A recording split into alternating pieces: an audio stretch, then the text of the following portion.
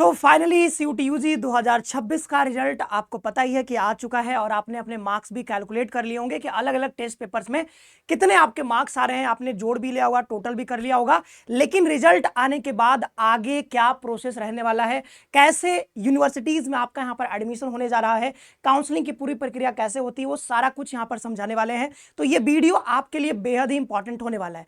चलो वीडियो में आगे बढ़ते हैं। यहाँ पर एक और चीज मैं बता दूं कि हम लोग जो है अब तक का बिगेस्ट कट ऑफ सर्वे करने जा रहे हैं और रिजल्ट सेलिब्रेशन भी करने जा रहे हैं। तो यहां पर अभी तक आपने हमारा गूगल फॉर्म नहीं भरा है तो आप इस गूगल फॉर्म को हमारा भर दीजिएगा। इस वीडियो के कमेंट सेक्शन में भी आपको गूगल फॉर्म मिल जाएगा। साथ ही साथ हमारा टेलीग्राम चैनल है जिसका नाम है सीयूटी कॉन्सेप्ट। इस टेलीग्राम चैनल को जाकर के फटाक से ज्वाइन कर लीजिए और वहीं पर जो है आपको ये जो गूगल फॉर्म का लिंक है, साथ ही साथ जो भी यूनिवर्सिटीज हैं जिनका नोटिस आएगा कट ऑफ को लेकर के, काउंसलिंग के सारे अपडेट्स आपको इसी टेलीग्राम चैनल पर मिलने वाले हैं। तो जल्दी से जाकर के सीयूटी कॉन्सेप्ट का टेलीग्राम चैनल आप ज्वाइन कर लीजिए।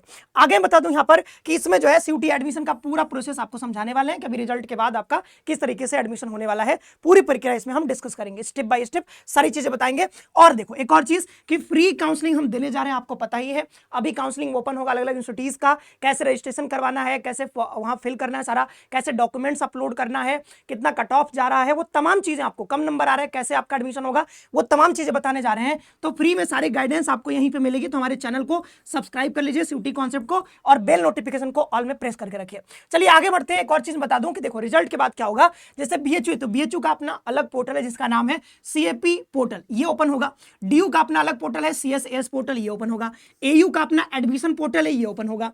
जेएनयू का अपना काउंसलिंग पोर्टल है, ये ओपन होगा। और ये जो जितने संस्थान है इसके अलावा जैसे एचएनबीजीयू है, डॉक्टर हरि सिंह गौर विश्वविद्यालय है, गुरु घासीदास विश्वविद्यालय है, बीबीएयू है, ऐसे तमाम संस्थान है जिनका जो काउंसलिंग होता है वो समर्थ पोर्टल पर होता है। ठीक है, तो समर्थ पोर्टल के थ्रू होगा। जब भी जो पोर्टल ओपन होगा, अभी देखो रिजल्ट आ गया है, अलग अलग डेट्स आते रहेंगे, सारे यूनिवर्सिटीज के अलग अलग टाइम पर अपना जो है काउंसलिंग पोर्टल ओपन होता रहेगा। जैसे कोई ओपन होता है, कैसे फिल करना है पोर्टल, कैसे रजिस्ट्रेशन करवाना है, प्रेफरेंस फिलिंग करनी है, वो सारी जानकारी यहां से मिलेगी।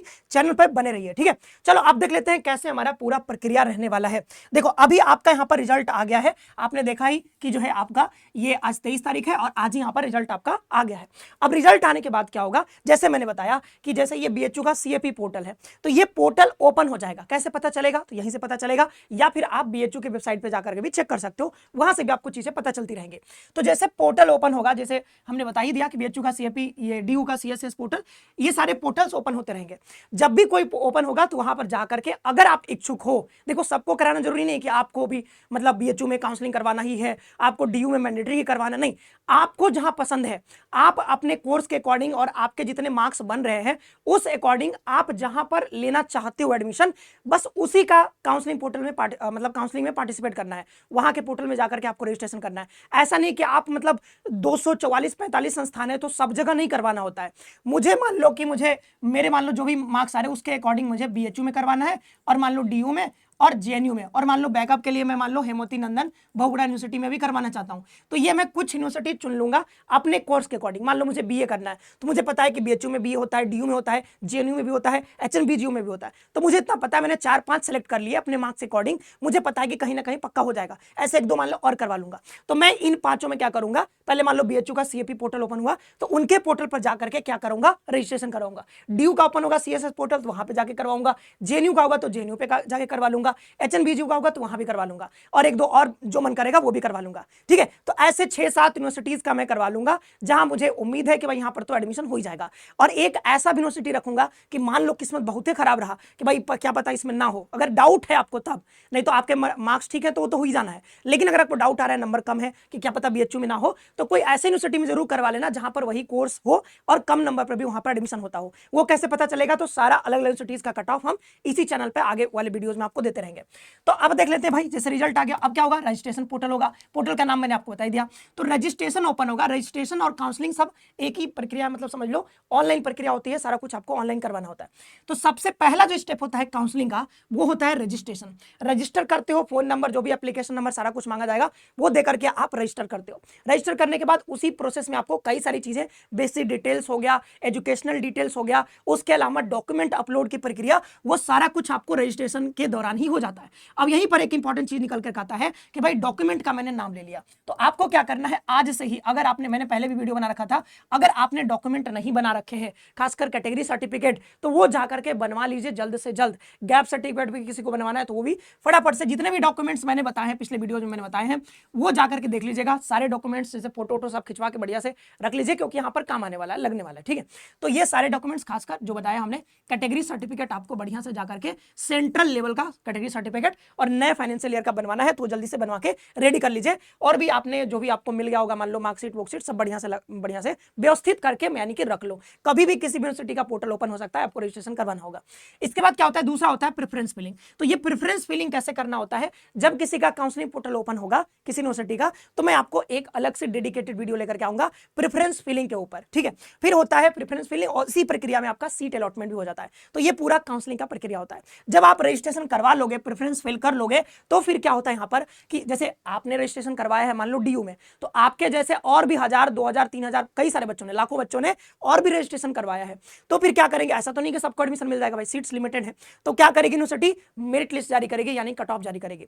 तो क्या होगा कि वो डेट देंगे कि फर्स्ट कट ऑफ जो है इस डेट को जारी होगा, सेकंड कट ऑफ इस डेट को जारी होगा। तो मान लो फर्स्ट कट ऑफ आ गया, तो फर्स्ट कट ऑफ अगर आप मीट कर जाते हो किसी कोर्स में, अगर मान लो कि 750 में 500 कट ऑफ किसी कोर्स का गया और आपका नंबर 501 है मान लो अपनी कैटेगरी में जो भी है, तो 501 है, तो आपको कोई ना कोई सीट वहां पे अलॉट हो जाएगा उस कोर्स में।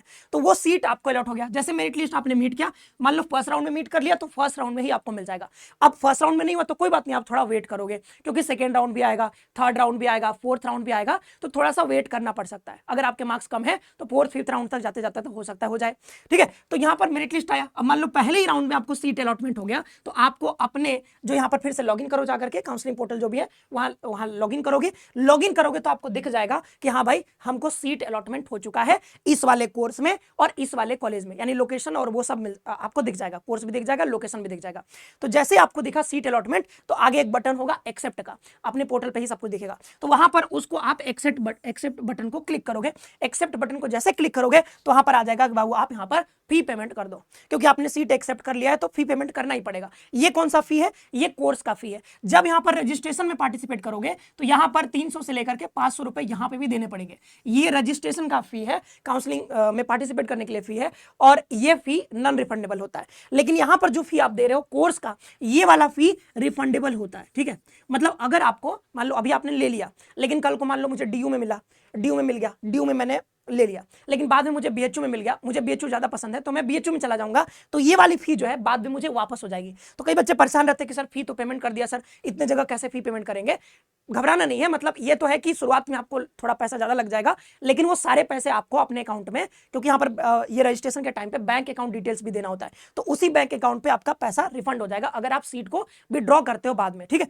तो ये बात समझ में आ गया। तो यहाँ पर ये रिफंडेबल होता है, अगर विड्रॉ करते हो तो आपका फी वापस हो जाएगा। अब मान लो विड्रॉ नहीं करते हो, आपने फी पेमेंट कर दिया, तो फी पेमेंट के बाद आपका एडमिशन डन हो गया है लगभग, मतलब समझो कि डन ही हो गया है पूरी तरीके से, तो आपका यहाँ पर एडमिशन डन हो जाता है। अब एडमिशन डन हो गया तो क्या किया जाता है उसके बाद कि सबका एडमिशन हो गया भाई, तो ऐसा करो कि सबको बुला लो फिजिकल रिपोर्टिंग के लिए। तो जब आपका एडमिशन डन हो जाएगा तो वो बताएंगे कि जिन बच्चों का इस डेट को एडमिशन हुआ है या फर्स्ट सेकंड थर्ड राउंड में हो गया है, उन सभी बच्चों को इस डेट को इस वेन्यू पे सबको जाकर के रिपोर्ट करना है। तो वो वेन्यू दे देंगे, टाइम दे देंगे, सब कुछ बता देंगे।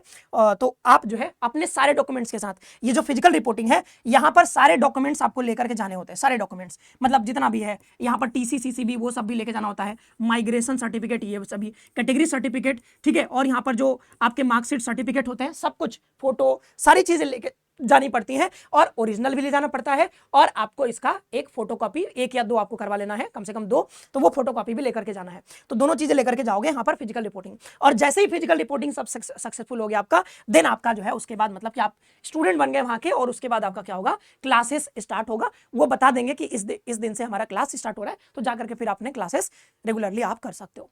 तो ये रहती है पूरी प्रक्रिया। अभी रिजल्ट आ चुका है, रिजल्ट के बाद रजिस्ट्रेशन, मेरिट लिस्ट आएगा, सीट अलॉटमेंट होगा। लेकिन देखो यहाँ पर जो सीट अलॉटमेंट है, कोई जरूरी नहीं कि हर बच्चे को सीट अलॉटमेंट हो ही जाएगा, वो डिपेंड करता है कि आपका कट ऑफ मीट करते हो कि नहीं, और कोई जरूरी नहीं कि फर्स्ट राउंड में ही होगा, सेकंड थर्ड फोर्थ, क्योंकि इलाहाबाद यूनिवर्सिटी का देखोगे कि 13 राउंड तक कट ऑफ आता है भाई। इतने अब वेट करना पड़ेगा ना, आप सोचोगे नहीं पहले राउंड में हो जाए, पहले राउंड में हो जाए, नहीं, आपको वेट करना पड़ सकता है। लेकिन यह है कि कहीं ना कहीं एडमिशन होगा अगर आपके ठीक ठाक मार्क्स हैं तब। और मान लो बहुत कम आ रहे हैं तो उनके लिए अलग से वीडियो आएगा कि बहुत कम नंबर आ रहा है तो कहाँ पे काउंसलिंग करवाया जाए, कैसे करवाया जाए, वो सब कुछ इसी चैनल पे आपको बताया जाएगा। तो आई होप कि ये पूरी प्रक्रिया आपको समझ में आ गई होगी। और गूगल फॉर्म जरूर से भर दीजिएगा, क्योंकि बहुत मतलब कट ऑफ को लेकर के आप चिंतित हो, कट ऑफ हम बहुत बढ़िया से आपको बना करके देंगे। और सारा अपडेट आपको हमारे इस टेलीग्राम चैनल पर मिलेगा, सीयूटी कॉन्सेप्ट पर। यहां से जाकर के आप मतलब जाकर के इसको ज्वाइन कर लीजिए। और ये गूगल फॉर्म का लिंक भी यहाँ मिल जाएगा। और फ्री काउंसलिंग के लिए जैसा बताया कि हमारे चैनल के साथ बने रहिए और चैनल को सब्सक्राइब करके बेल नोटिफिकेशन को ऑल में प्रेस करके रखिए, ताकि जो भी अपडेट्स आए वो आपसे मिस ना हो। बहुत बहुत धन्यवाद, खुश रहिए, पढ़ते रहिए और अपना ख्याल रखिए।